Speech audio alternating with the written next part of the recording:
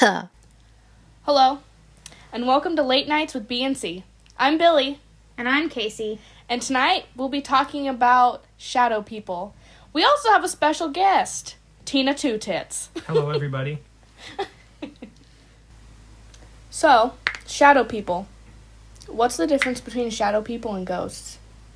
Shadow people consider demons that hide in corners, and they catch you when you're either in a sleep paralysis state, or you're dreaming, or you have a heightened sense of some type of emotion. Mm-hmm. That's when they get you.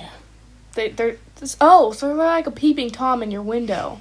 Kind of, but in your corner of your room. Just ready to catch you in your panties, all vulnerable. They are that mound of clothes on the chair in the corner that stares at you, that you think is a person, and then you turn on the lights and it's gone. That's what those are. Oh, okay. Well, I mean, do we know when a shadow person, or when a ghost becomes a shadow person, or is it just two totally separate things? I don't think they're the same thing. I think they're totally separate things. Okay. Well, I've never experienced shadow people personally, so this is kind of out of my territory. We did do a little bit of research, just for some clarification. So, a shadow person is a perception of a shadow as a living human figure interpreted as a spirit or other entity. The first time the topic of shadow people was actually discussed at length was on Coast to Coast AM, April 12th, 2001. The scientific explanations that kind of tell you what a shadow person is, according to science, could be, like I said earlier, a sleep paralysis demon, a physiological or psychological condition that a person might be suffering, such as depression, PTSD, bipolar disorder, schizophrenia, etc. Anyone experiencing a heightened emotion, like I said earlier, or a visual hallucination, again, connected to one of the psychological conditions that a person may suffer from. Our guest, Tina Two Tits, has personal experience with a shadow person long time ago. So would you like to talk about that? Yeah, so I was 13 or 14. I don't remember exactly what age, but right around then. And my parents, it was just my mom and my sister, had left to a Thanksgiving potluck at a church. And I didn't want to go. And I just stayed home alone and watched TV, and I was just hanging out. And it felt fine before they left, but as soon as they left, things started to feel kind of off and eerie, and it was a rainy night, and then it started to get really, really rainy, like movie rain. Are there any trees next to the windows by your house? Yes, and the wind picked up, and I could hear them scratching against the side of the house. The branches? Yes. Okay. Not the people. Not just the branches. Okay. And the dog we had at the time seemed a bit off, and he was kind of prowling around and hopping up on the couch and looking outside of the window, and that's kind of what set me off, because animals tend to pick up on those things. And I started to feel really tense after that and slightly afraid, and it was just a really eerie atmosphere. And then at one point, the TV had turned itself off and refused to turn itself back on, no matter how much I hit the button, and that's kind of when I started to go into a mild panic mode. Mm-hmm. And I had to get up from the couch and walk over to the TV and hit the button, and it still wasn't coming on, so it wasn't just the remote. And then after about 5 minutes of messing around with it, the TV came back on. I went and sat back down, and there were no lights on in the house. I don't know why, I couldn't tell you, but no lights other than the TV. And I went and sat back down on the couch, and then I looked into my mom's room, which was almost near pitch black, and I saw something darker than the dark that was in the room, and it was there was half of a person kind of peeking through the doorway, and I got goosebumps. I felt very afraid, and I kind of just curled back on the couch and stared at it for a little bit, and I was immensely afraid at that point, because I was 14 and home alone. So can you describe what it looked like? How tall was it? It seemed like it was so tall that its head would have been in the ceiling, which I found odd. His shoulder line, where his shoulder and collarbone were at the top of the door frame. Okay. So it was really tall to be in a house. And then that just basically petrified me onto the couch, and I couldn't move for a while. And then I noticed the thing had left my mom's room, and Didn't seem to move. You just kind of blinked and it was gone. and it was gone, exactly. Okay. And then I started to get an eyes on me feeling for like the next 20 to 30 minutes, because there's like a very small hallway off to the right from where the couch was. Okay. And I couldn't bring myself to look at it over there again to see what was going on, but I knew he was there. And like now, if it happened, I just look at him and be like, what the fuck do you want? Do you need something? But at the time, I was 14. I just wasn't mentally where I'm at now. And I was just stuck on the couch, just so freaking scared. Like, it is such an impending feeling of fear and paranoia and... Doom. Yeah, pretty much. So at the time of being 14-ish, what did you think it was? Like, what was your first thought? I mean, I knew it wasn't good. I didn't really know what to classify it as because I didn't have much knowledge on those things. I knew that things had happened in the house before. There'd never been anything serious, like people getting hurt. But before this, it was pretty mild stuff. Like, my mom would tell me there'd be a book on the floor after she got out of the shower, or the faucet would have somehow turned itself on. And after this, there were more happenings around the house, but I never saw another one. Okay. What are some of the things that would happen around the house? Like, can you go into a little bit more detail? Yeah, so this is within the next couple years, I would say. I remember I had fallen asleep, and I'd go to bed pretty late, and it had to have been 2 to 3 in the morning, you know, almost near the magic dark time that you always see on the TV shows and everything. But I had a small shelf above my bed, and I have a gaming headset, that one. Okay. Mm-hmm. And like, I always put the thing up on the shelf pretty good, like it ain't hanging over, and the thing had flung itself onto my floor, and like it was up there, and I kind of woke up as it was happening too, so the noise of it falling didn't wake me up, and I saw the thing just kind of whoop onto the floor, and I was so tired for whatever reason, I just couldn't even really comprehend what was going on, and I just went back to bed. But the next day I woke up and I was like, yes, another thing has happened. I see. And then another time within the next few months, I'd woken up also to 2 to 3 in the morning, and I had like a mild sense of someone watching me, and my closet door had ever so slightly popped open. And it doesn't have a like, it has a door handle in it, but it doesn't have the latch in it, so it just kind of stays closed, and you can just pull on it and it'll open. But there's nothing in there to make it open, and it had opened a good 2-3 inches, and I was like, I don't like that. And I got up for a bit and turned the light on and played Xbox until I had got myself calmed down, which was probably like 4 in the morning, and then I went back to bed. And I know Mom and my sister have had other experiences in the house, but that's all I have. I can't recall much else other than that happening. Well, do you know the history of your house, or have you guys always lived in it, or? We'd lived in the house since I was 4, and things seemed fine before that. I don't recall seeing anything as a kid. I know the house is on, like, not the house itself is an old school building, but on the property there used to be a small schoolhouse, and that may have an effect. I don't think anything bad happened on the property, though. I think it's more so tied to all of the negative emotion in the house, because there's been a lot of family issues, and I think that kind of plays a part in it. Are your parents super religious? Yeah, Dad is really heavy into Christianity. Mom is too, so, you know, they're always saying just pray about it and it'll go away and all that fun stuff. Have you ever told them about this?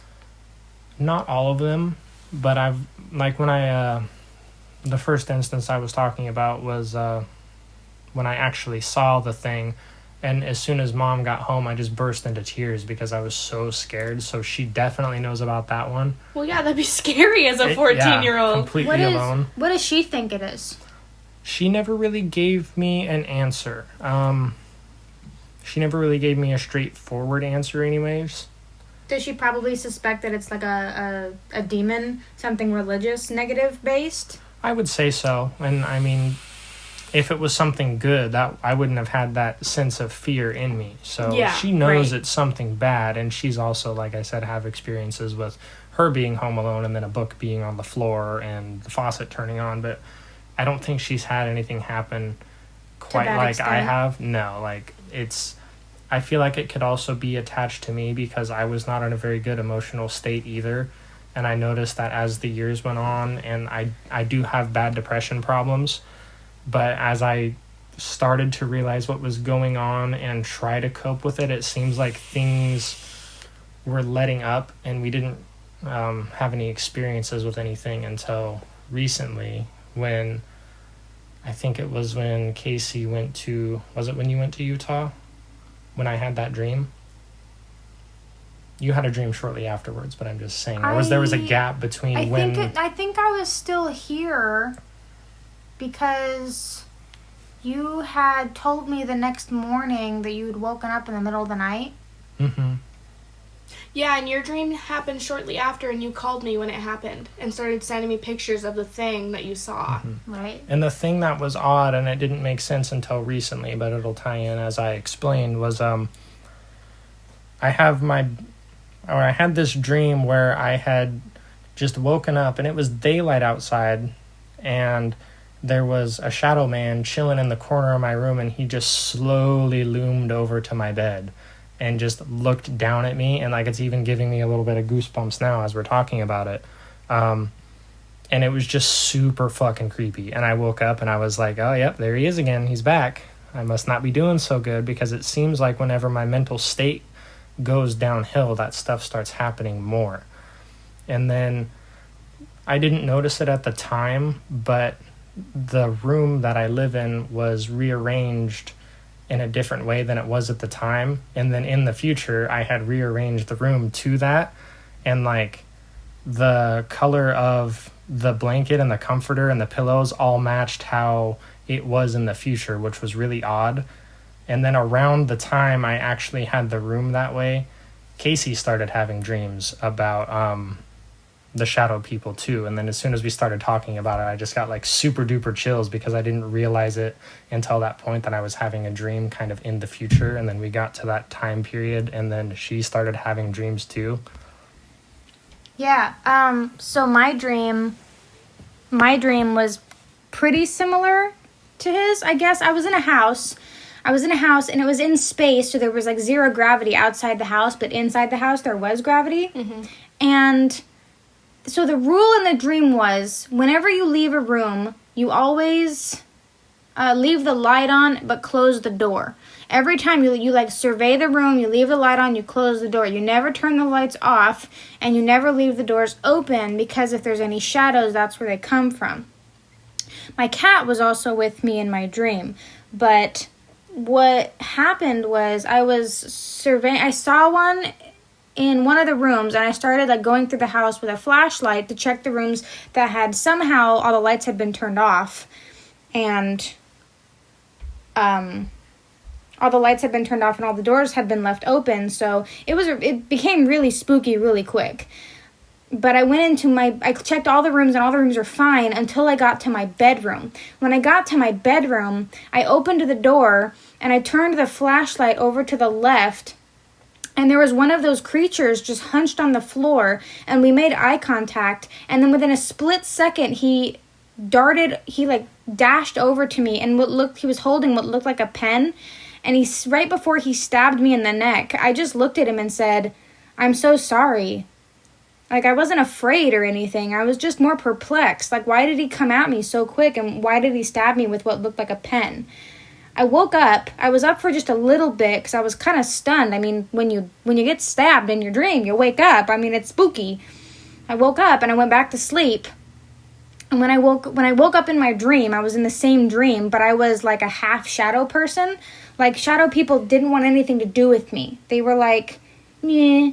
She's gross. You can't sit with us. They'd look at me and they wouldn't want to do anything with me, so they just kind of left me alone, which was weird because I could still interact with other people as well. but they didn't want anything to do with me. Except for when I tried to write a note to my family warning them about what was in the house and what had happened. They would, like, crowd around my head and would just start screaming at, like, glass shattering tones, just piercing my ears. I was like, all right, whatever, like, go away. I'm trying to write a message here, leave me alone. My cat wasn't too bothered by me either. Like, he still followed me around. Oh, yeah, and there was a rule that the dining room table was a safe place. Oh, like, yes, of course. If you hid under the dining room... Where people gather. where you hide under the... If you hid under the dining room table, you'd be fine. Like, they couldn't get you. Even if you hadn't been stabbed by them, they couldn't get you under the table. I was trying to... I had to leave the house because I think it was either my boyfriend or my best friend was at the school. So I had to, like, jump from my front doorstep and, like, float down through space onto the pavement. And then I sprinted to the school. And I was naked. Of course. With a knife in my hand. Oh, yes. But it didn't, like, you know those dreams when you are naked and you're like, oh, don't look at me. Yeah, I wasn't like that at all. I was like, stop looking at my titties. And we got more I'm a free woman. We got more important things to focus on. Because I walked into this classroom and everyone's like, boobs. And I was like, no, we got the shadow people. Do you not hear the alarm going off? Like, get out of your classrooms. We're evacuating. I get it. I'm naked, but my eyes are up here. We're evacuating. Like, leave.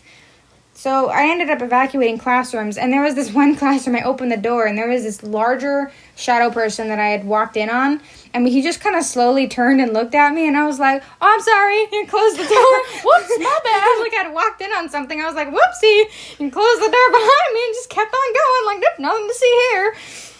And then I woke up, and that was the end of that. It was just a whack-ass dream. It was wild. Yeah, no, I've never had any experiences like that. It's mainly been, like, stuff flying across the room or... So more ghost stuff. Yeah, so, like, the shower turning on or the light bulbs unscrewing enough to where they wouldn't turn on. Just small things like that. Like a refrigerator? Yes. Yes, the whole, it's not on, and then you barely touch it, and you're like, oh, it's on. Cool. Thanks. But...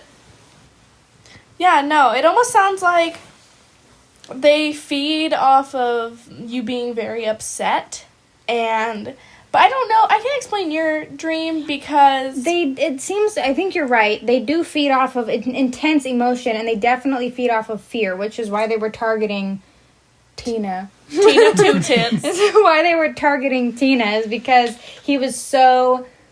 outrageously scared that they were like, that's it, that's the source of my fuel, get him. It's almost like the screams in Monsters Inc., but there's like, yeah, it is, it's exactly like Monsters Inc. Exactly like Monsters Inc. Fear fuels them, but they didn't really bother me. It was like after I looked at that one, I think it was because you weren't afraid. I'm pretty sure that's what it was. Like, so they're like, gotta find something else to eat, like, you know what I mean? Like, you were giving them nothing, so they're like, okay, cool, bye.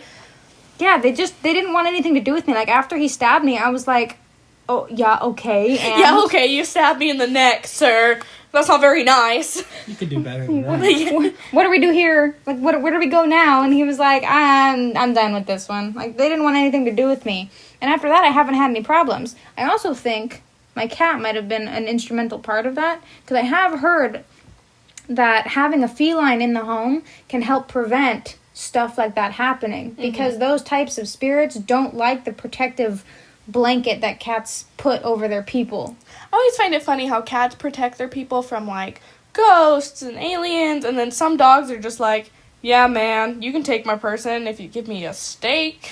If you let me dig through the garbage, man, you can take her. You got a bone? Yeah. You can have my human. She don't feed me enough. You see these ribs as they're like a chunky man. I'm dying. But I think that would be a very interesting thing to talk about next, is definitely aliens. Oh, probably. Aliens and Bigfoot, they're definitely connected.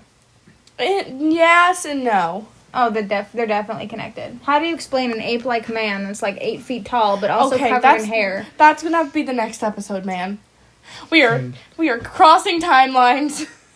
Could I just butt in before we end here? Of course. Things have been improving for me and Casey mentally, and none of these things have really been happening since then. Like, we both have very similar depressive traits. But when did that last dream of yours happen? Was it like...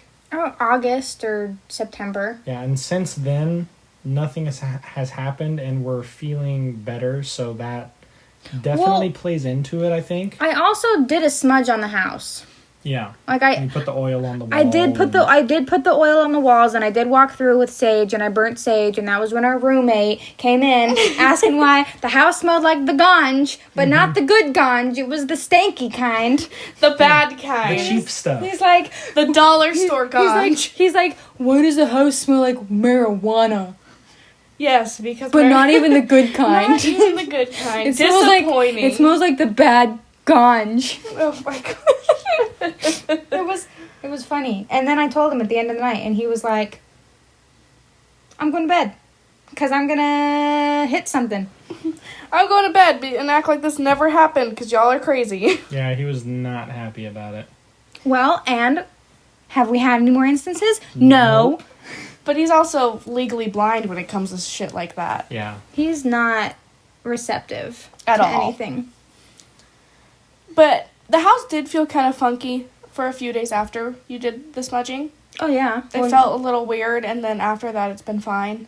Cleaner. Yeah. Well, you gotta give it time for stuff to air out. Yeah, that's fair. That's why after you do a smudge, you gotta leave all the windows and doors open for a little bit to just let things leave. And anything that's lingering is gonna do anything it can to continue to linger until it has no more reason to be here. And with the continuing... Sorry, we've all had wine and I can't think. The increase in positive brain function. Yeah. Yes. Sure. Yes. We've all been feeling better mentally and emotionally. So I think I lost my train of thought. So you think it went you think it went away because everyone's been doing better mentally and emotionally. So it's like, well, there's nothing left here for me. Time to pack my bags. Paired with the smudging, yeah, I feel like it's gone. But is there a link to ghosts? Maybe a little bit because it does seem kind of. It's like a ghost that just turned sour and got maybe it's a ghost. It's that, a poltergeist. It might be a ghost that never got to move on. You know what I mean? Never got to and cross he's over. Bitter about it. Yeah, and he's angry, and he's like, yeah, you but know they don't. What? The thing is that ghosts have a tendency to manipulate the mortal realm, like throwing things off of walls. He's and witnessed things being thrown. Yeah, but that didn't have any direct correlation to the one thing that stood in his house and just stared at him. No, I mean, it could fair. be both because it just seems like... Maybe they work together. It's a possibility because, I mean, you could have some angry ghost spirits lurking around. And then that shadow man pops up and he's like, hey, I'll give you some thoughts. And they're like, yeah. Let's kill him! Yeah, let's kill him! No, but there's definitely I feel like they go hand in hand a little bit just because they're in the same almost category. I guess so. My thing is that shadow people don't do anything other than cause fear. Yeah. They cause fear and they feed like off ghosts, fear. they can talk to you, they can appear, they can be good or bad or Exactly. neutral. They can fuck with things in the house. They can actually physically hurt you. So the reason I'm saying they're in the same category is because some people get absolutely terrified when they see something like that. Oh, that's true. I guess it would have to happen if they've had negative experiences from them before. Exactly, yes. And it also what comes into play here is that, it's... But I've had a negative experience with a shadow person before. Yeah? So when I was 8 or 9 and I was living in my dad's for the summer up in Salem, I woke up, when Taryn said, around the spooky time at 3 in the morning. I was 9 years old, sleeping in my bunk bed, and nothing woke me up. And I was like, okay, why am I awake? And my bedroom door, which I usually slept with it closed because my dad didn't want to hear any noise coming from my bedroom, my door swung open, and then this Grim Reaper looking spooky shadow person just faded. Fluttered in. It didn't move like a normal glide. It's so odd how they move. It's sketchy. It's you Like blink. they glitch? Yeah, it's glitchy. It's an Enderman. He glitched into my room. He stood in the doorway and I could see 2 glowing red eyes.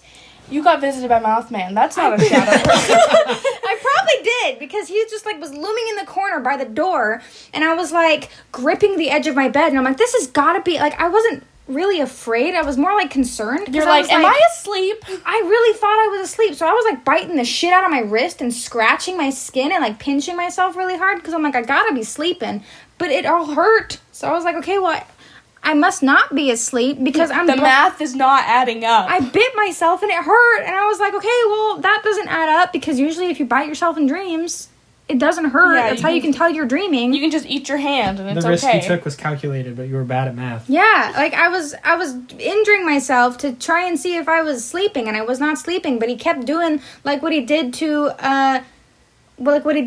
Tina in his dream. Mm-hmm.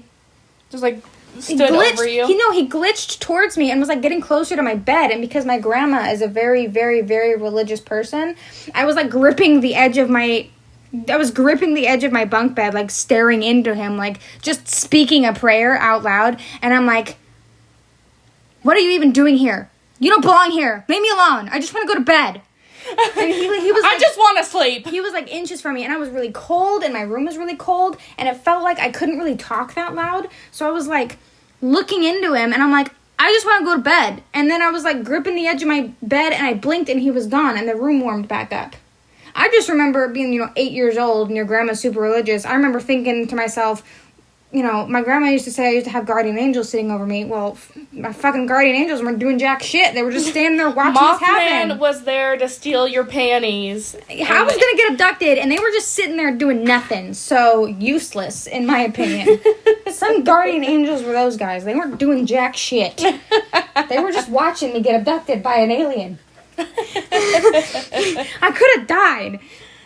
Hope, but Yeah, did you die? See, but I had that negative I had that negative encounter with that when I was young, but this encounter wasn't that negative. Mm-hmm.